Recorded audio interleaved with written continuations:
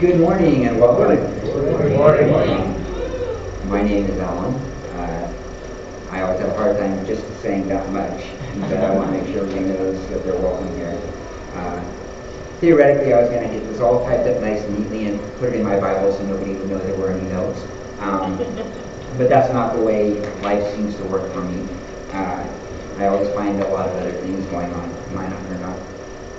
Okay, well, I'm good at projecting my voice, but the microphone probably helps too. Anyways, the title of the sermon might sound a little grandiose. It's Free Will, God's Power, and the State of the World. And for those of you who know me, grandiose is kind of appropriate. But bear with me, I want to start with an analogy. For those of you who don't know, I spent a lot of years managing retail stores, like big block retail stores. And one of the things that we were always worried about was shrink. And does anybody know what retail shrink is? It's all the stuff that disappears that we can't sell. Either because it's missing, either because it got stolen, or because it got damaged and it's unsellable. Anyways, it's a dead loss for the business. Just the theft part of shrink alone, we can spend literally millions of dollars every year trying to get that under control and looking at it and trying to figure out how to minimize it. That's not even getting into the other forms. I mean, there's all kinds. There's bookkeeping and data entry where we say that we received something, we didn't actually get it, so we think we have more than we do. And then there's the stuff that gets damaged either in shipping or in the store. Actually, the biggest savings in shrink I ever got was teaching stockers not to pick up big bags of dog food and cat food by the corners, but actually by the middle of the bag, because when you pull bags by the corners, like 1 out of every 20 or 25, that corner is going to rip out. And once it does, that bag's unsellable. And it's just a straight loss for the business. And that was actually a bigger savings than all the theft combined, believe it or not. Just goes to show you. But the point is we put a great deal of time and effort into trying to reduce shrink every way possible. Having said all of that, the best way to reduce shrink is to increase sales, because your shrink is a percentage of your sales. And that's kind of the point of what I'm getting to, is that we need to look at shrink and we need to address what we're losing and minimize that loss. But on the other hand, we can't get so focused on trying to minimize the loss that we're not paying any attention to what we're going to do to actually make things better and drive sales. To give you the math on it, when I took over the PetSmart, they were doing $250,000 a week in sales. Shrink was 1%, which for those of you who don't do math, that's $2,500. I increased sales up to $300,000. The shrink stayed the same at $2,500, and the shrink percentage went from 1% to 0.8%. In other words, it went down, not because we were minimizing the loss, but because we were increasing the gain. And I think that that's something that we need to kind of look at with ourselves, and I know that I need to look at, because I can get so busy worrying about minimizing the loss that I'm not looking at what I can do to actually make things better. And I need to make sure that I don't get so stuck in the weeds trying to make myself perfect or sinless, or so self-involved that I'm not actually being available and helpful to other people. Because I don't think that that's the way that I'm going to get the best use out of the gifts that I've been given. I do that through sharing it with other people. Self-criticism taken to extremes can be a form of ego or pride. Because I have a tendency to think a lot of myself, and I have a tendency to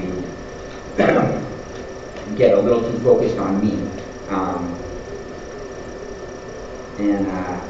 Okay, so having said all that, and let that simmer for a while, I don't know, some of you know, some of you don't know, but I've been sober for 20 years, and I go to 2 AA meetings a day here over in Heller Hall, and I can't tell you how grateful the program is to the church for how well it's been over decades now. And the third step of Alcoholics Anonymous is made a decision to turn our will and our lives over to the care of God as we understand it. So as you can imagine, I get to have quite a few conversations with newcomers about the existence of God, whether there is a God or not, and they generally fall into two categories. We've got the ones that are militant unbelievers that just straight up flat out deny it, and then we have the people that are actually looking for something, but they don't really know what it is, and they don't know what it's about, and they don't know how to get to where they're trying to go. For the people that are militant unbelievers, I make the 3 points that end up being the title of the sermon. And the first one is that God gave us free will. And I'm going to see if I can make this clicker work. Ta-da! It's not set up. It's not set up? Okay. No. Ta-da! Okay. And I jumped ahead a little bit. I'm going to start with an example out of Genesis, because right at the very beginning, we get a really good example of man having free will, because God told us, don't eat from the tree of the fruit from the tree of knowledge, and lo and behold, what did we do? We ate from the fruit of the tree of knowledge. And that's kind of proof that we can be given clear-cut directions, and we can know what the right thing to do is, and we can still choose to do something else. Now, fast forward a couple thousand years, and we get to the reading. One way again. Other way.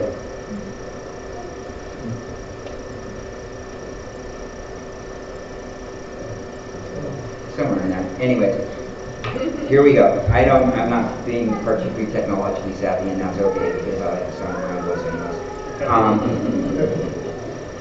Anyways, but the point is that, and now I've got to see if I've got the scripture actually written down on here, but it's in John 7:17 and 18. Anyone who chooses to do the will of God will find out that my teachings come from God. And this is Jesus speaking.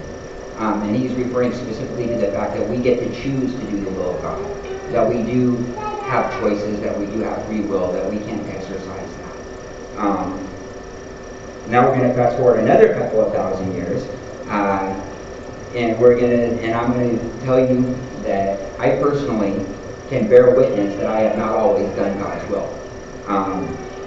Like I said, at one point I was an active alcoholic, and without getting into the specifics, because my mom is watching live at home, I can state categorically that turning an active alcoholic loose in Bangkok is not a recipe for following God's will. And if you want to know more, you can talk to me after the sermon. But I think that we pretty clearly established that we do have free will. We get to choose whether we're going to do what God would like us to do or whether we're going to do what we want to do. Now let's talk about God's power. And here I get to play a little bit more edgy.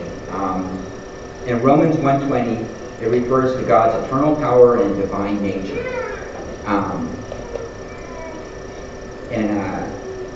Okay, so does anybody here believe that God is not all-powerful?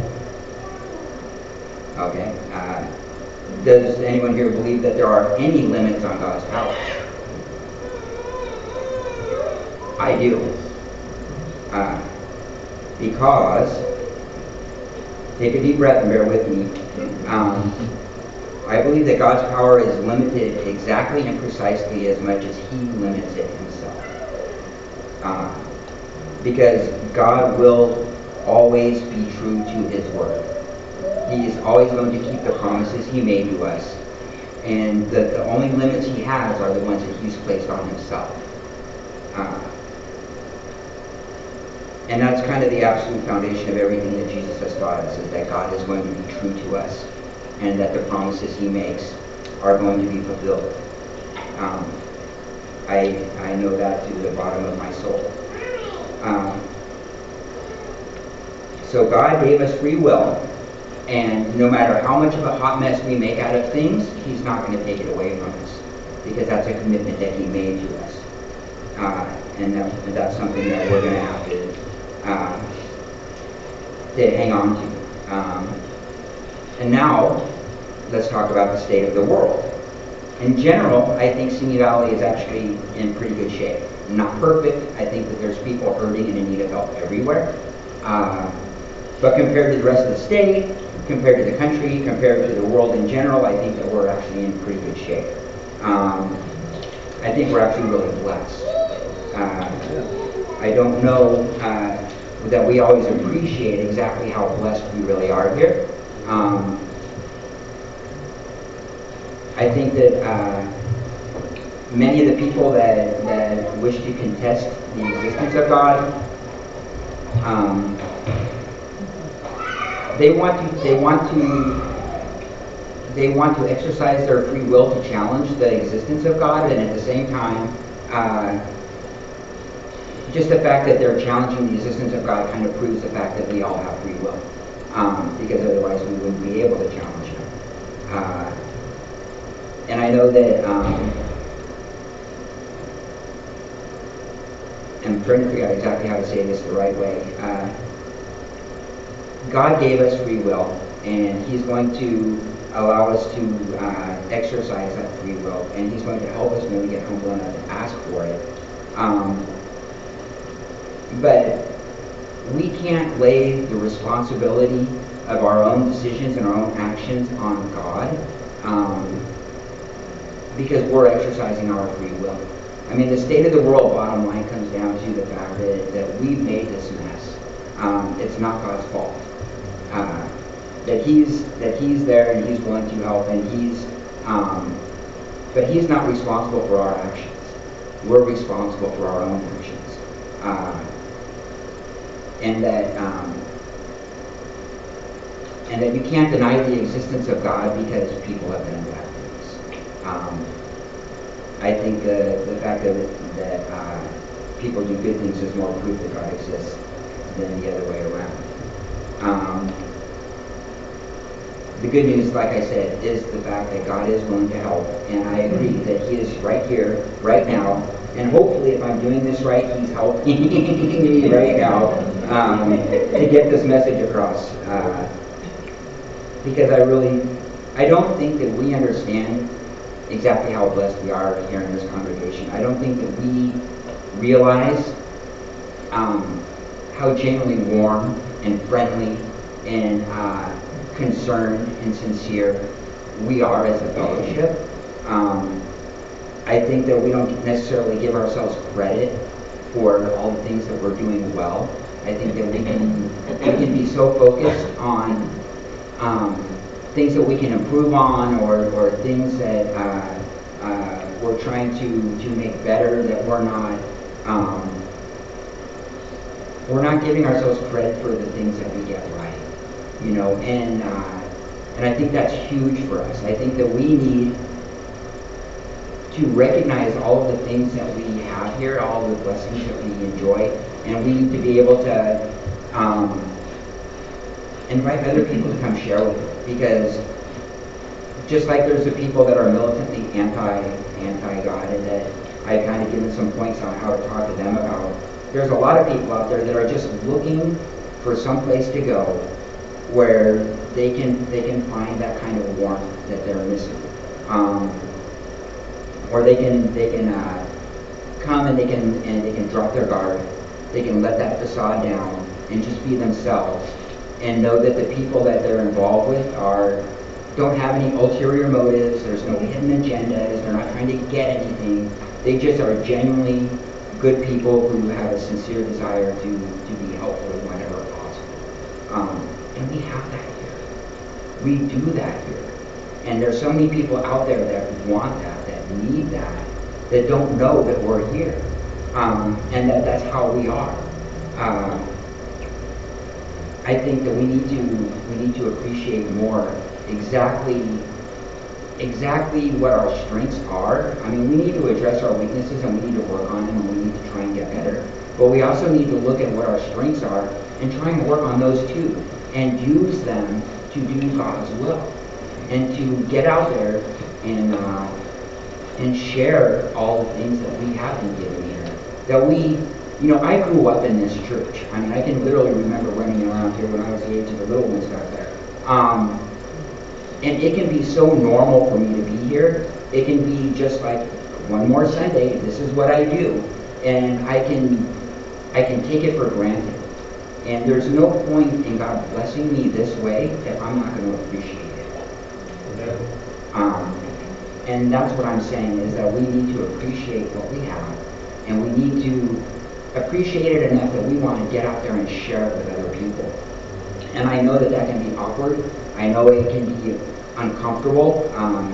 I know that there's a lot of people out there that can be very reactionary and sensitive when it comes to talking about these kind of things. And I'm gonna run through a kind of conversation that I've had myself personally many times with people.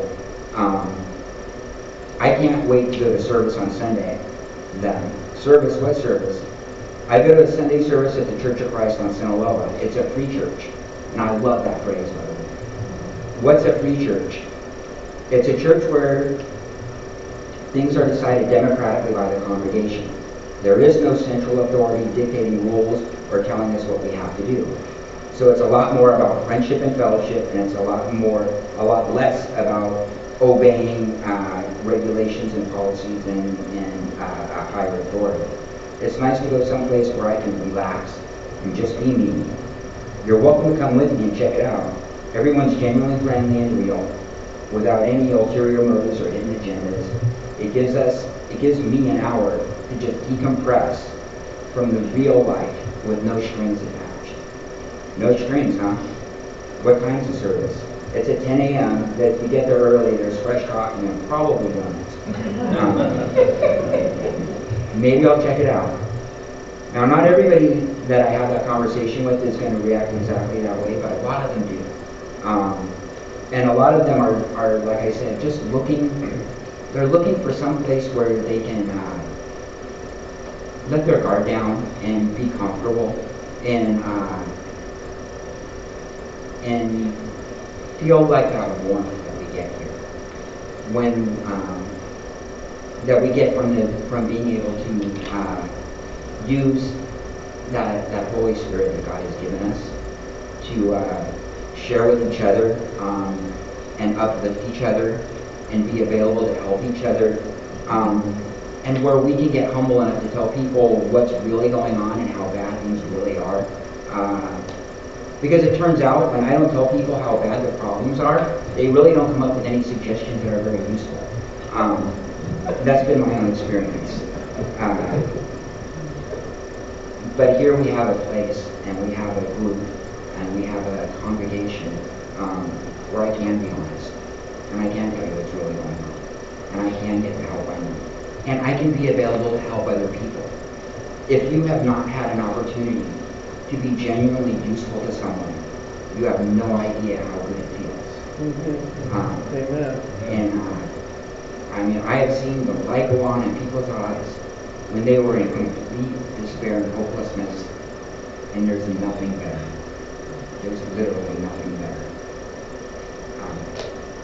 God will work through us if we're willing to actually make ourselves available to Him. And if I get so wrapped up in thinking about what I have to do so that I will live up to God's judgment of me, I don't have to worry about that. That's right. God's not going to judge me. God's already forgiven me. Now what am I going to do with that? And the best answer I can come up with is share it. The results can be miraculous if we just get out of our own way. And we quit worrying about us and what other people think of us and how are we going to, look hip, slick, and smooth when we're up here and have all my notes in the Bible nice and tight. It is what it is,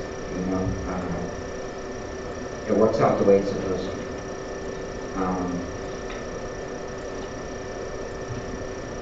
And I want to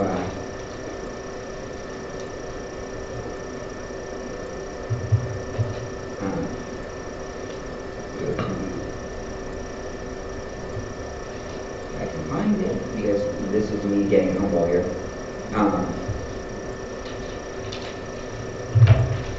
The one part I don't have. So here we go. This is Alan in freestyle form. What I'm saying is that we need to try and share all the blessings that we have around here. We need to appreciate them, and we need to get out of ourselves and start trying to allow other people to enjoy them with us. Because I have a gut certainty that that's what God would want us to do. And I think that that's lived out throughout the Bible, that Jesus wants us to be out there among other people and doing what we can to bring them to Him and to share the joy. There's going to be a couple of kinds of people we're going to run into when we try and do that. Some of them are going to be militantly against it. And like I said, God gave us free will. God will not take that free will away from us. And I can't really blame Him for what I decide to do. I mean, that kind of sums up the whole argument about the fact that, there's a lot of people out there that think that the state of the world in history and now is proof that there can't be an all-powerful, all-loving God, that those two concepts are irreconcilable, and they're not, because of the fact that God did give us free will. And so we have an answer for the people that don't want to acknowledge the fact that there's a God, and we have an answer for the people that think that there might be something out there, but they don't have any idea what it is or how to get there. And the answer there is, why don't you just come down and join me for a minute and see if you don't feel what I feel. Because I don't have to do the work.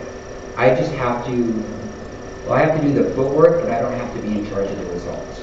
If I'm willing to go out there and do the footwork, God will take care of the results. I just have to be willing to get out there and do what I can to be as helpful as possible whenever I can.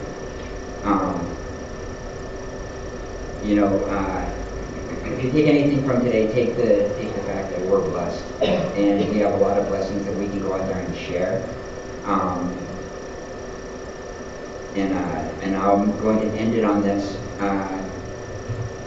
The Big Book of Alcoholics Anonymous has a lot of stories in the back of it that are there so that people can identify with whether they're an alcoholic or not. The fundamental text is the first 164 pages. And that hasn't changed since it was written.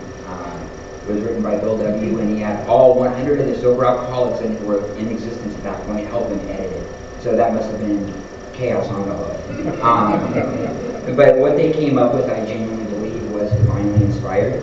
And these are the last two paragraphs of it. We realize we know only a little. God will constantly disclose more to you and to us. Ask Him in your morning meditation what you can do each day for the man who is still sick. The answers will come if your own house is in order. But obviously you cannot transmit something you have in God. See to it that your relationship with Him is right, and great events will come to pass for you and countless others. This is the great fact for us. Abandon yourself to God as you understand God. Admit your faults to Him and to your fellows. Clear away the wreckage of your past. Give freely of what we find and join us. We shall be with you in the fellowship of the Spirit, and you will surely meet some of us if you trudge through a happy destiny. May God bless you and keep you until then.